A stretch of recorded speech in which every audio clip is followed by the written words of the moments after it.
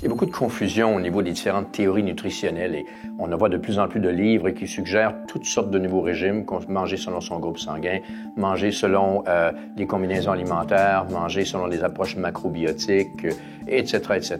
Et il sort une nouvelle théorie à toutes les semaines, toutes les 2 semaines. C'est vraiment une tour de Babel et avec une confusion extrêmement importante au niveau nutritionnel. Je pense que c'est important de prendre en considération certains paramètres.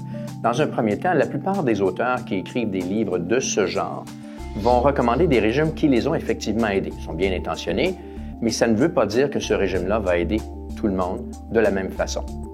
Le deuxième point qu'il faut prendre en considération aussi, c'est que les gens ont tendance à partir en peur et à mettre sur un piédestal un type de régime qui les a aidés et avoir des œillères et d'oublier tout le reste. Alors, si vous êtes un peu confondu au niveau de l'alimentation, au niveau des principes alimentaires, je pense que c'est important de se rappeler d'un certain nombre de principes simples. Le premier principe simple, c'est d'éviter les aliments qui ont été transformés excessivement, les agents de conservation, les colorants. Tout le monde est d'accord de savoir que ces substances-là artificielles, faites de main d'homme, ne sont pas utiles au mieux et au pire sont même très dangereux au niveau de la santé globale. La deuxième chose, c'est d'essayer de consommer des aliments le moins transformés possible, le moins raffinés possible. Et encore là, même les nouvelles directives du gouvernement du Canada suggèrent par exemple de consommer des grains entiers plutôt que de la farine blanche et ainsi de suite. Donc ça, c'est des principes simples.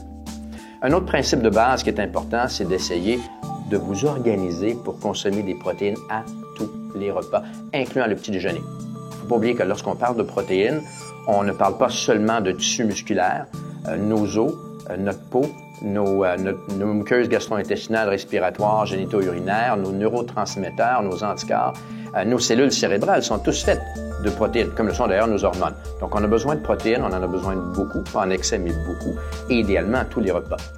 C'est important aussi d'avoir un régime qui est alcalin ou alcalinisant, donc qui est moins acide.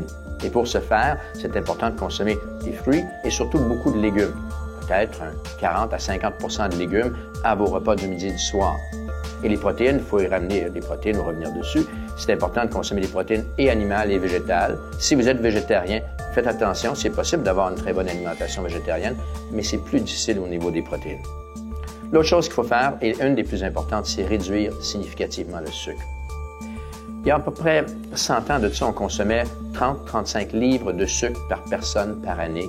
Aujourd'hui, d'après les nouvelles statistiques, on en consomme entre 175 et 185. Regardez les étiquettes alimentaires, puis vous allez voir qu'on retrouve du sucre un peu partout. Mais il y a 100 ans de ça, on était 10 fois plus actifs qu'aujourd'hui. Donc, on consomme considérablement plus de sucre et on est considérablement moins actif. Et le sucre cause des dommages importants. D'ailleurs, de toutes nouvelles études commencent à suggérer, et ça fait 30 ans, je le dis, que la consommation de sucre est probablement et de loin pire que la consommation de gras, même pour l'obésité et les problèmes cardiovasculaires. Donc, réduire sa consommation de sucre est extrêmement important. Et l'autre chose qui est extrêmement important, c'est de s'assurer de manger avec plaisir. Il ne faut pas faire de l'alimentation saine une fin en soi. C'est un moyen qui nous permet d'avoir l'énergie physique et mentale pour faire les autres choses qui sont plus importantes dans la vie. Si vous voulez avoir plus d'informations, visitez notre site web, faites une recherche, drcrisafi.com.